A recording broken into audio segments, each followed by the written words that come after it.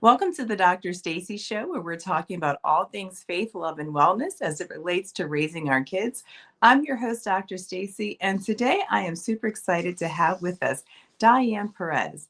Diane is the CEO and founder of God's Princess Life Coaching LLC and I Am God's Princess Healing and Transformative Life Coaching. She is a 12-year survivor of domestic violence, and God delivered her from a domestic violence relationship and a marriage of 7 years. Diane took that experience and turned it into her life's mission to help support women make that transition into healing, helping them to change their mindset, making sure that they know that they are loved. She says, we are royalty and we should be treated as such. Diane, thank you so much for being part of our show today. Thank you so much for having me. I really, really appreciate it. I'm so glad to be here. Well, Diane, we have already been talking and dialoguing, and I know, I first of all appreciate you for your transparency and being willing to share your story. Tell our audience a little bit about how this got started for you as early as your teenage years. Oh, yeah. So domestic violence started for me in my senior year of high school. I was actually dating a man that I didn't know at the time was older than what he had told me, and ended up in this relationship. And before I knew it, I was in the middle of domestic violence and had no idea. Just knowing what I know now, I didn't know all of this stuff, growing up without a father figure. I had no idea the signs of domestic violence. So that really took a turn for me, and not in a good way, in my senior year. And I just really want to highlight that for folks, because a lot of times we think domestic violence, people are thinking adults and adult relationships. And we forget that there is such a huge population of our teenage young women that are going through domestic situations. Tell us a little bit about, when did you realize it was domestic violence? Again, you're 18 years old, you're trying to figure things out. What kind of got you to be able to see that this wasn't what you needed? Okay, so as my senior year in high school, I was actually 17. Mm. And this was a little bit before I got pregnant. I had my son when I was 18, but got pregnant at 17.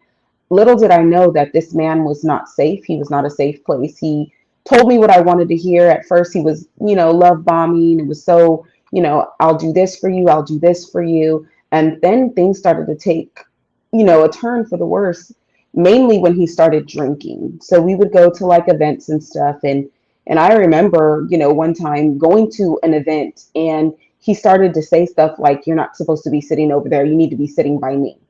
And then he had called me to the bathroom and was like talking to me. And before I knew it, he had me on the floor, and I was just like, putting my hands up like, what is this? And it was right at that moment that I was like, oh my gosh, I need to try harder to love this man. Mm. And that wasn't the case at all. I needed to run from this man. And sharing that thought, because again, and I love the transparency and I appreciate it, because even in that moment you're thinking, well, wait a minute, I'm doing something wrong, I need to pour more in, because again, it's almost like I'm getting beat for misbehavior, right? Yep. And we think about children, that perspective. And then how did that relationship end? That relationship ended after I had my son. I still tried to make it work. By that time, I am 18, so I'm a legal adult. I was so always calling the authorities on him, and they kind of knew us around the town. They're just like, well, if you're not willing to, leave, there's not much we can do. And so, with that being said, I went to an interview to get a job to be able to care for my son, and it happened to be on a military base. And so, because in his mind, I was out on the military base with someone else, so I was coming back. I was so joyful, I was so happy because I got the job, and I'm coming to find him and tell him and to get my son, and he's running toward me, pushing my son in a stroller, and he's like cussing me out, and I'm like, oh my goodness. So I run into his friend's house, and at that point, he knocks me to the ground. And what happens to be like a slight concussion, I end up in the emergency room. And it was at that point that God was like, this man is not a safe place for you. This, you need to understand what's going on here. Yeah. And it was at that moment that I was like, I had been feeling it for a while, but I didn't know how to actually orchestrate it. Because as women, we leave mentally before we leave physically. Right. And so that was pretty much. And so I got out of that relationship and decided that hey, I need to kind of look around and see what else is out here because this is not it. And Diane, it's interesting to me you're sharing and saying, hey, you were even going to the authorities, and yet they weren't giving you the path out, except for saying, hey, press charges. Yeah. And Yeah. that's, again, our first line of defense. And I always say we have to do a better job, right, in recognizing this and saying, how do we support?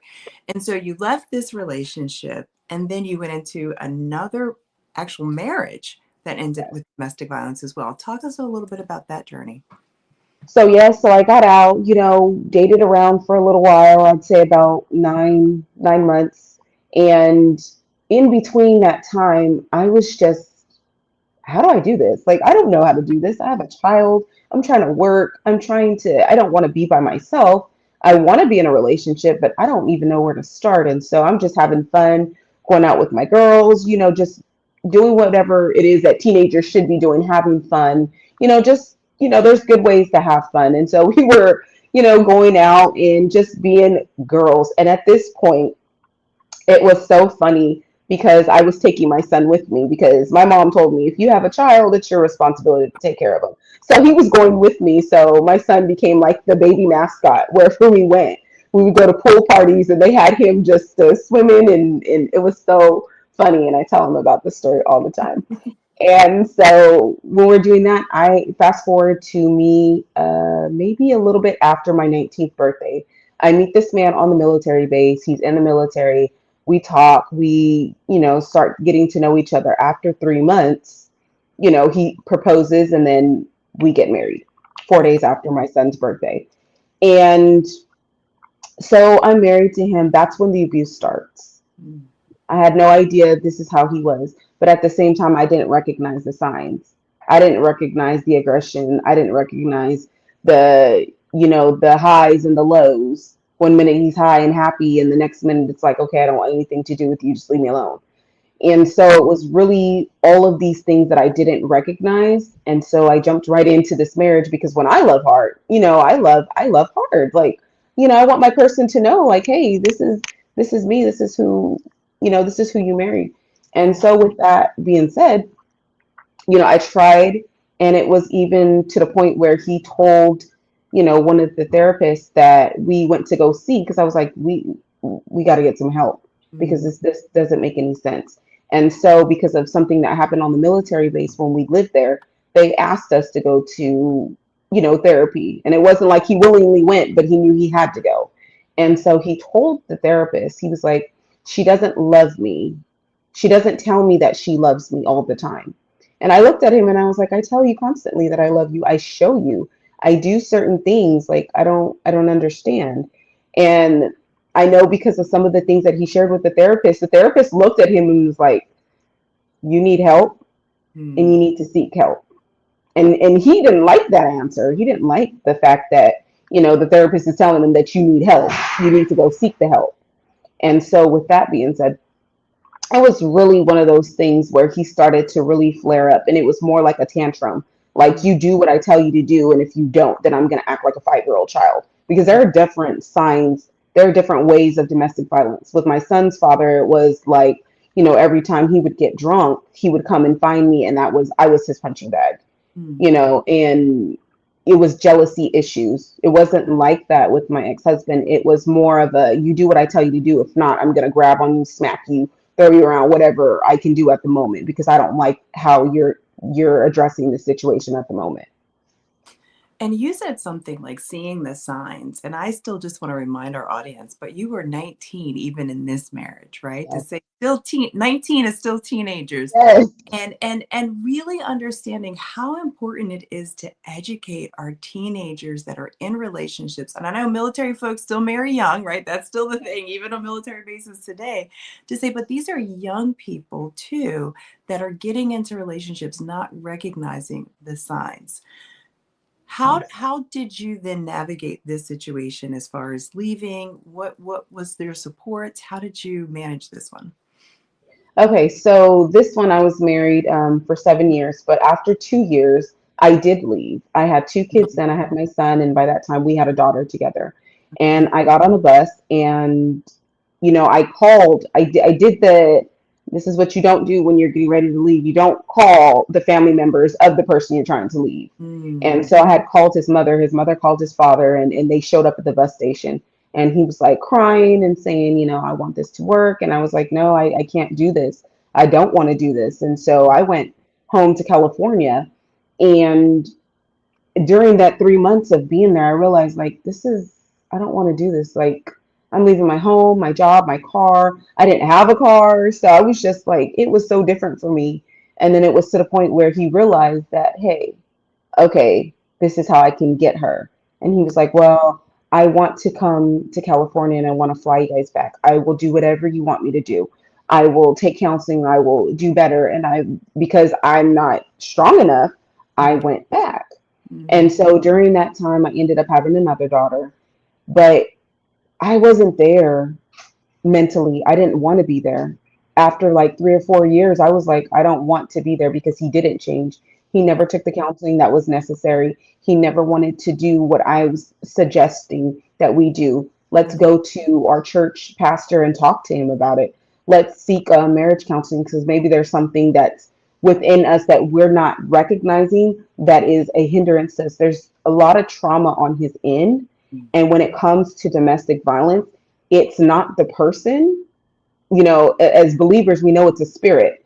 Yeah. But behind that, it's also the fact that there's a lot of trauma that they never healed from. And so that childhood trauma is playing a role, and it could be a song, it could be a smell that triggers them. And then all of a sudden, you are the worst person in the world. You are the one that did everything to them, because a lot of times these men, they don't have good relationships with their mother. And it started with them not having good relationships with their mother. And then it's to the point where, okay, now every woman that they marry or date is at fault because there's something that we did. And so it was really one of those things where I had to just make sure that this doesn't happen to my daughters, that my son doesn't think that it's okay to be abusive.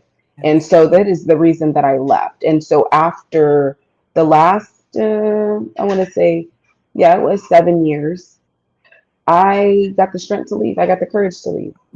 And so it was really having to put a plan together to be able to go forward and to orchestrate that plan and to make sure that, I kept God in the middle of it. So that way I would be able to leave.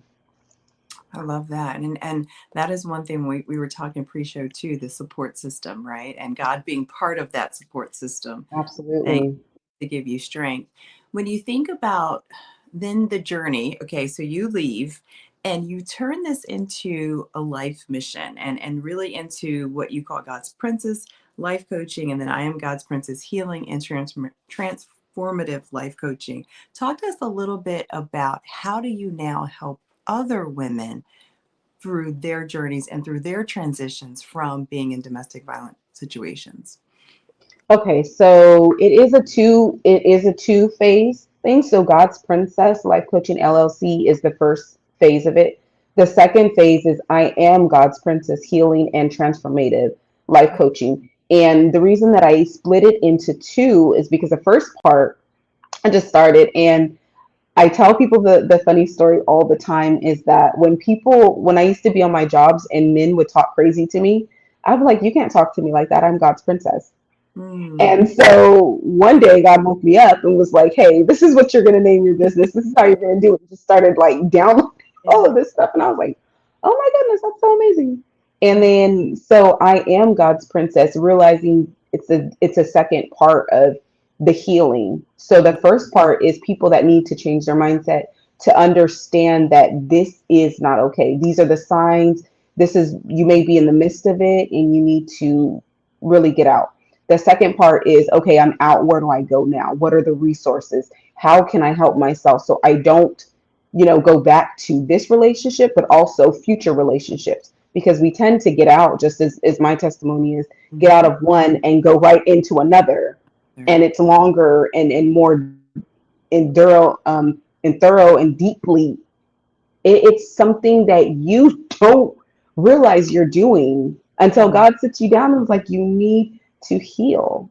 You need to heal because that trauma is there and it wants to be fed, and you constantly thinking there's something wrong with me. I don't know what's wrong with me. I just need to try more. No, you need to seek the Lord so you can find your true identity in Jesus Christ. And when you do, that's when he starts to show you and starts to pull out all of the things that are within that he can use you to get out and stay out.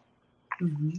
When you think about that get out part, what have you seen as the hardest parts for women staying in? Like, why aren't they leaving? So one thing that we were talking about was a support system. A lot of women don't have a support system. Some of them are stay-at-home moms. They don't have a source of income, especially if they have, partners or husbands that are using the finances to make sure that, they're tracking everything that they spend, they're tracking everything that's in the accounts. They're not giving them money to be able to do anything. Some of them do have to reach out to family and friends to be able to get the basic necessities that they need for them and their families. And so they don't have a support system that says, hey, you know what, I need to come to your house for a while. I need to bring the kids. I need to get away from this man because he's going to try his hardest to either end my life or make my life the most miserable that it possibly can be. And so when it comes to that, I would advise women just to seek authority, seek the Lord first, but make sure that you have a paper trail. Mm. Go to your local authorities, put in a temporary restraining order, put in what you've been through so that way they can know if something was to happen, you already have the paper trail that they can look back and like on this day she came and spoke to an officer. They have the Right. officer's name. One of the things that I had to do in that situation was I started mailing documents to my mother in California from Virginia. And so I was sending birth certificates, I was sending social security cards, I was sending anything that was important that could be torn up so that way I wouldn't be able to leave. And so that is another thing that we have to remember just to first, number one, seek the Lord. And Mhm. number two, seek authorities and put a paper trail. Start reaching out to family and friends that you know that you can trust. Do not, as much as you may have a good relationship with the family of the person you're trying to leave, do not relay anything to them because at any moment they can be like, you know what, I like her. I really do, like her a lot, and I don't want her to leave. So maybe if I mention, maybe they can get the help. And it's not always a malicious thing, but sometimes people help, but in the wrong way. And that's why you must seek the Lord so he can give you the support system that you are to reach out to, about two or three people to let you know, like, hey, this is what's going on, and I need to get out. And you shared even this idea of the healing piece, right? That's so huge because when we think about even the fact that the person who is the abuser, in this situation, they oftentimes have that trauma from their childhood. We always say that adverse childhood experiences that you experience as a child that hasn't been healed. What did you have to do even for your healing process and for the healing process for your children? Oh, that's good. That was very extensive. That was Yeah. very extensive because sitting before the Lord, he will remind you of stuff that you've been through that you try to suppress, that you try to forget. A lot of times we try to suppress those things, but when you suppress something, they just come back up. Mhm. You don't get rid of them. You're not eliminating them. You're not trying to eradicate them from your life. You're trying to suppress them. And so the more you suppress them, they go down for a little bit, but goes back to a certain smell or a certain thing can trigger, Mm. and then you're right back to that trauma. For me, there was a lot of trauma in my childhood, and abuse was in my childhood that I didn't realize was there. And so instead of having someone to help me and realize, hey, this is what you went through, you need to heal from that before you get into a relationship. Because if you don't heal from something, it will continue to pop up. It will continue, you will continue to be attracted to Yeah. the same, they call it trauma bonding. When Mm. you trauma bond with someone, you're talking about, oh, I went through this, well, I went through this too. And it's like all of a sudden you're forming this relationship, but it's not authentic.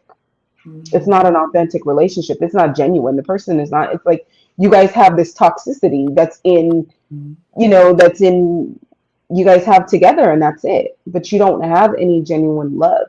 And so when even when they started to open up to me about the way that their mothers treated them when they were children, Mm.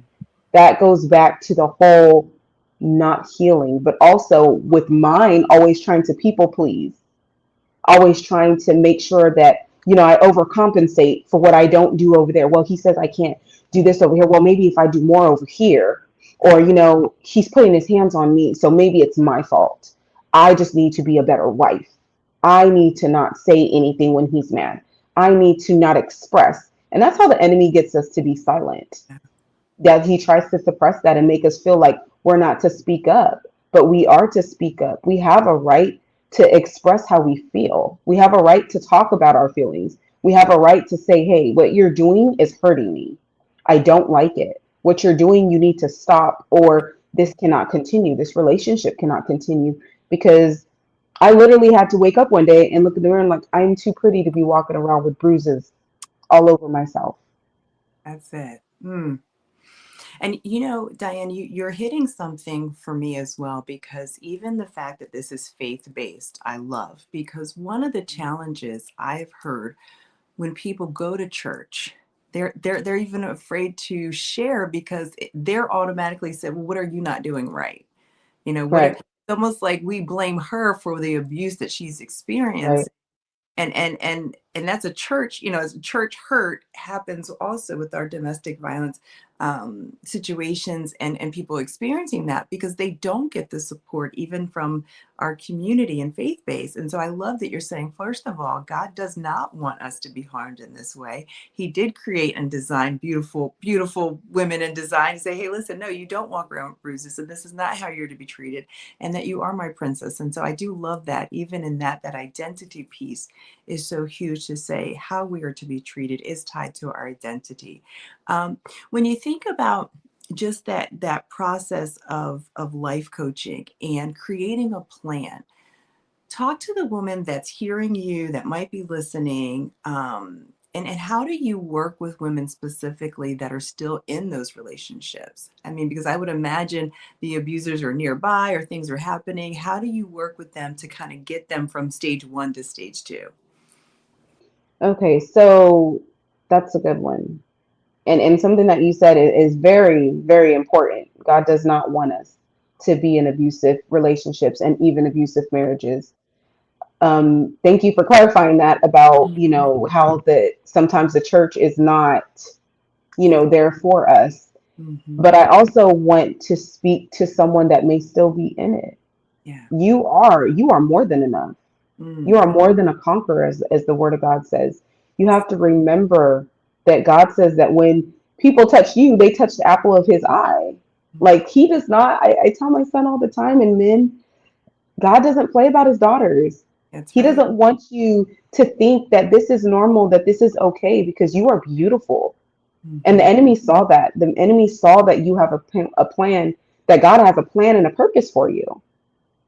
Mhm. Jeremiah 29:11 says, I know the plans that I have for you, declares the Lord, plans to prosper you, not to harm you, Mm. plans to give you hope in the future. He doesn't say that because he wants you to be in these type of relationships. No, he says that because he wants you to get out and he wants you to thrive. But the enemy wants to once again suppress you. He Mhm. wants you to be silent. He doesn't want you to speak. But you have to get that moment where you're just like a roaring lion, like, no, I've had enough. Mm. Enough is enough. I don't want to do this anymore. And so I want you to look in the mirror and I want you to be like, I am so beautiful that Mhm. God does not want me to walk around with bruises. I am so beautiful that God has a plan and a purpose for me. I am the apple of his eye. I am made in his image. Mhm. And so when you start to understand that, you start to get your power and authority together. And also, when working with women, there are times where I had to have a code word. If Mm. there is an abuser nearby, you Wow. say this code word, and I'm hanging up the phone, Yeah. because it's that important to me that you stay safe while still trying to seek the resources, still Mhm. trying to change your mindset because you don't know where to go. And I've been there. Yeah. So I want you to realize that, say that to yourself every single day. Get in the mirror and say, I am God's princess. Princesses don't walk around with bruises and stuff. They walk around with crowns on their head. They Mm. walk around with beautiful garments, take off that garment of shame and put on a garment of joy, a garment of authority, like I am better than this. And he knows it. And that's why he's trying to belittle you. That's why he's trying to get you to stay, because he knows you deserve better. But every day until you get that power and authority, look in the mirror. If you don't know how to pray and you don't know Jesus, just call on him. He will give you the resources. He will start to bring people into your life. This is not just for women that know Jesus. This is for all women, because maybe you don't know Jesus. And I pray that you do get to know him, but also at the same time, get that power and that authority back a little each day. Because not only are there people that are looking at you to do better, there's perfect strangers that may look at you every day and realize you're just an amazing woman and you don't see it. And we want you to see it. We want you to understand. We want you to get to phase 2 where you're like, okay, I'm out now. Where do I go? I love that. Diane, listen, you speaking a word over someone today. I know it is resonate with them. I can feel it. So what would be your kind of final thought as a wrapping up? What would be your kind of final thought? Something that you would just want to let women know? I know you've shared so much already. That's been beautiful. But like maybe that one last thing that you'd want to share with them. I want to share with you how powerful you are as a woman. Women, we carry so much and we do so much. Yeah. Whether you're single, whether you're married, whether you're in a relationship, whether you're a mother or not a mother, like we carry so much as women, and we have to understand that God created us because he needed us. He needed us to walk around and encourage one another when your crown may be slipping. He wanted us to realize that the children that we are raising are not just ordinary children. They're his children before they're ours. And we have to set that example. We have to let them know, like, hey, you know what? When I look at my children, I want better for them. When I look at the things that I've been through, I don't want them to have trauma stories growing up. I don't want them to remember this. I want them to remember, you know what? My mom did X, Y, and Z.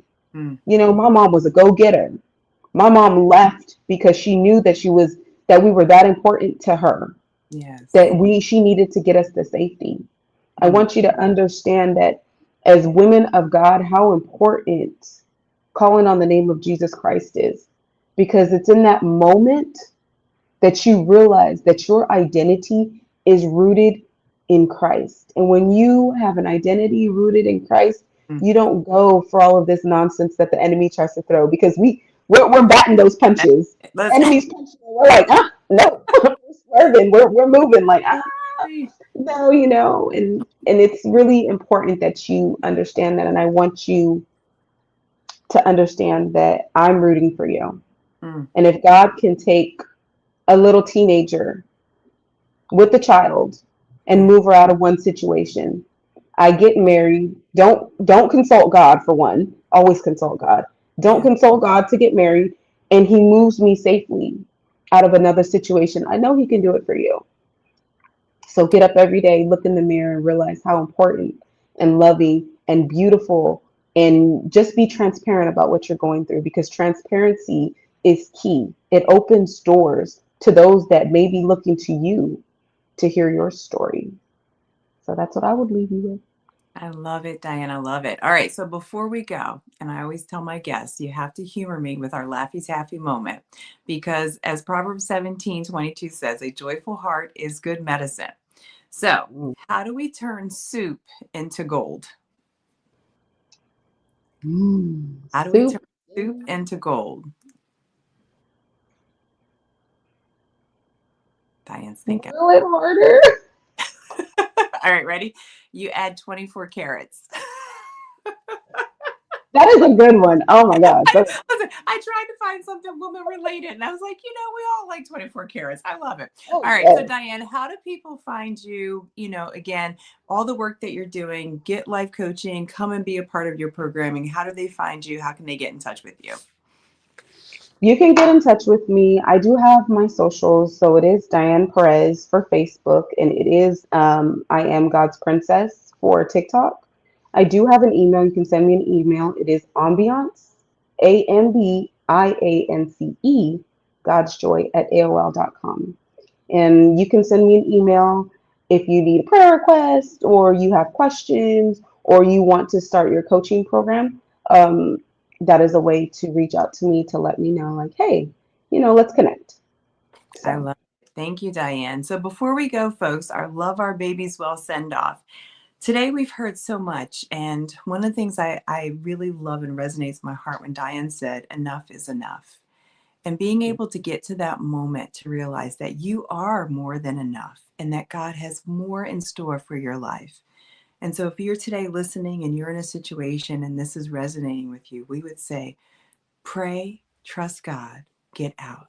God has a plan, and there is life after the situation, and there is hope, and remaining in that hope is so important.